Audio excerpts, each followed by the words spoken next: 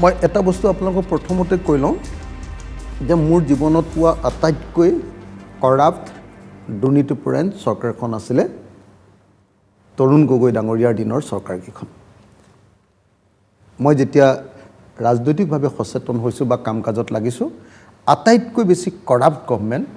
সেইকাৰণে আজিকালি যেতিয়া বহুত মানুহে তৰুণ গগৈৰ কথা, বহুত ডাঙৰীয়াৰ কথা বহুত ভালকৈ কৈ থাকে, মোৰ কাৰণে সেইটো এটা নুবুজা সাঁথৰ এটা। কাৰণ তেওঁ চৰকাৰৰ দিনতে মই দেখিছিলোঁ যে আটাইতকৈ ডাঙৰ কৰাপশ্যনবিলাক হৈছিলে। তৰুণ গগৈ ডাঙৰীয়াৰ বিৰুদ্ধেও মই অভিযোগ কৰিছিলোঁ। হয়, মই কৈছিলোঁ যে 3টা ঘৰ তৰুণ গগৈ ডাঙৰীয়াৰ আমেৰিকাত আছে। আৰু মই কৈছিলোঁ যে তেওঁৰ জীয়েকৰ ঘৰ এটা আছে, তেওঁৰ জোৱায়েকৰ ঘৰ এটা আছে আৰু তেওঁৰ পুতেকৰ ঘৰ এটা আছে। মোৰ এটা কথা ভুল আছিলে যে পুতেকৰ ঘৰটো পুতেকৰ ঘৰ নহয়, পুতেক থাকিছিলে তাত, সেইটো ঘৰ নহয়, কিন্তু জীয়েক আৰু জোৱায়েকৰ 2টা ঘৰ থকাটো হয়। এটা কথা ঠিক যে মোৰ জীৱনত পোৱা আটাইতকৈ কৰাপ্ট গভৰ্ণমেণ্ট আছিলে সন্মানীয় আমাৰ তৰুণ গগৈ ডাঙৰীয়াৰ চৰকাৰকেইখন। 3টা ফাইলৰ প্ৰসংগ উত্থাপন কৰিছিল আপুনি। সেই 3টা ফাইলটো আছিলে যে হিমন্ত বিশ্ব শৰ্মাৰ ৰাজনৈতিক জীৱনৰ আটাইতকৈ ডাঙৰ কুকৃতি। আপোনালোকে চাগে জানে, সকলোৱে চাগে জানে, অসমৰ মানুহে চাগে জানে যে হিমন্ত বিশ্ব শৰ্মাই আলফা কৰিছিলে, হিমন্ত বিশ্ব শৰ্মাই আলফাৰ নামত পইচা তুলিছিলে, হিমন্ত বিশ্ব শৰ্মাই কংগ্ৰেছৰ এজন নেতা, উজান বজাৰৰ আমাৰ কি শৰ্মা আছিলে, মানৱেন্দ্ৰ শৰ্মা। মানৱেন্দ্ৰ শৰ্মাৰ হত্যাৰ গোচৰৰ আটাইতকৈ ডাঙৰ অভিযুক্ত আছিলে হিমন্ত বিশ্ব শৰ্মা। হিমন্ত বিশ্ব শৰ্মাই যেতিয়া পইচা তুলিবলৈ গৈছিলে, এতিয়া আমি য'ত থাকোঁ নিজৰাপাৰ, তাৰ ইঞ্জিনিয়াৰ দাসৰ ঘৰলৈ পুলিচে তেওঁক ধৰি নি ৰাম পিতন দি কাপোৰ খুলি লক আপত ভৰাই 3 মাহ জেলত দিছিলে হিমন্ত বিশ্ব শৰ্মাই। সেই যিটো কেছ আছিলে, সেই কেছটোৰ চলি থকাৰ মাজতে হিমন্ত বিশ্ব শৰ্মা যেতিয়া মন্ত্ৰী হ'ল, কোৰ্ট আৰু থানাৰ পৰা তেওঁৰ CD আৰু চাৰ্জেছ গোটেইবিলাক নাইকিয়া কৰি পেলালে। অসমৰ সমাজ জীৱনত ইমান ডাঙৰ কেলেংকাৰী পৃথিৱীত কেতিয়াও ঘটা নাই।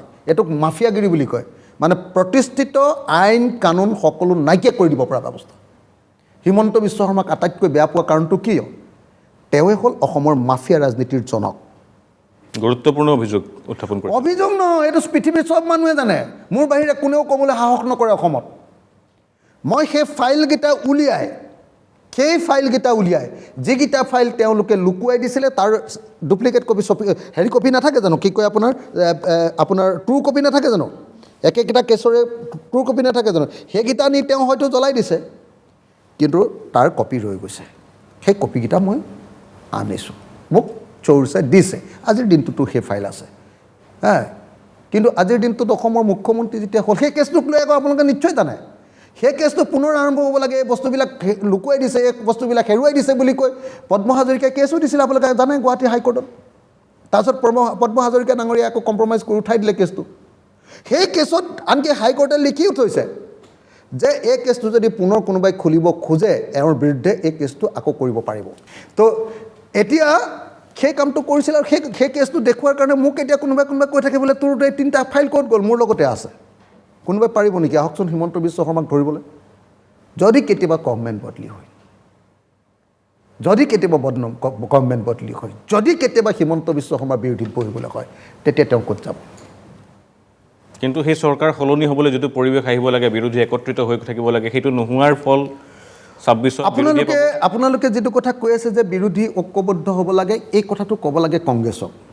কংগ্ৰেছে বিশ্বাসঘাতকতা কৰিছে নহয় বুলি কোনোবাই কংগ্ৰেছৰ পৰা কওকচোন। তাৰপিছত আপুনি আকৌ 26 একেলগে নাই, মই এইটো বিশ্বাসঘাতকতা কৰিছে তাৰ অৰ্থটো নহয়। বিশ্বাসঘাতকতা কৰিছে তাৰ কাৰণে ৰাজহুৱা কৰি দিছোঁ, লোকে লুকুৱাই ৰাখিলেহেঁতেন, বেলেগে ক'বলৈ সাহস নকৰে, মই কৈ দিছোঁ। গৌৰৱ গগৈৰ লগত এই মুহূৰ্তত কোনো বেয়া হ'বলৈ নাযায়, আপোনালোকো নাযায়, মই গৈছোঁ, মোৰ সাহস আছে, মোৰ দম আছে, কাৰণ মই ব্যক্তিগত কামত কেতিয়াও কোনো পধ্যে ৰাজনীতি কৰা নাই। মোক একো নালাগে এই পৃথিৱীৰ পৰা, চেণ্ডেল পিন্ধি আহিছোঁ, চেণ্ডেল পিন্ধি যাম, কোনো পাবলগীয়া মোৰ একো নাই। কিন্তু গৌৰৱ গগৈক যদি আগবঢ়াই লৈ যাব খোজো, আকৌ গৌৰৱ গগৈ আমাৰ বিৰুদ্ধে ষড়যন্ত্ৰ কৰে, এইটোতো নহ'ব। কিন্তু এইখিনিতে প্ৰশ্ন হয়, আপুনি যে ক'লে যে কংগ্ৰেছে দুৰ্নীতি কৰিছে, বিশ্বাসঘাতকতা কৰিছে, আমি উদঙাই দিছোঁ, সেই সাহস আপোনাৰ আছে, সেইবাবে আপুনি উদঙাই দিছে। সময়ত মিত্ৰতা যদি কৰিব লগা হয়, মিত্ৰতাও সকলোৱে দেখাকৈ আপুনি মিত্ৰতা কৰিব, কিন্তু তাত ৰাইজৰ দলৰ সেই যি সমৰ্থ, সেই যি শক্তি 126টা সমষ্টিত খেলিবলৈ, অৰ্থাৎ কংগ্ৰেছ বিগ ব্ৰাদাৰৰ হাতখন নধৰাকৈ অখিল গগৈয়ে পুনৰবাৰ MLA হ'ব নোৱাৰিব নেকি তাৰ ভয়তে আকৌ মই মিত্ৰতা কৰাৰ এক নম্বৰ কথা কয় নেকি? কথাটো কৈছোঁ যে পৃথিৱীৰ কোনো বিগ ব্ৰাদাৰ আমাৰ নাই বিগ ব্ৰাদাৰ শব্দটো হ'ল আনডেমক্ৰেটিক শব্দ ফেচিষ্ট শব্দ আমাৰ কোনো বিগ ব্ৰাদাৰ নাই কোনো বিগ ব্ৰাদাৰক আমি ভয় নকৰোঁ আমাৰ আছে বন্ধু আমি একেলগতে কাম কৰোঁ যদি কোনোবাই আমাৰ সন্মুখত বিগ ব্ৰাদাৰগিৰি দেখুৱাব খোজে তেতিয়াহ'লে তেওঁলোকৰ লগত আমি নাই তেওঁলোক ডাঙৰ পাৰ্টি গতিকে বেছি আসন পাব সেইটোলৈকে আমি একমত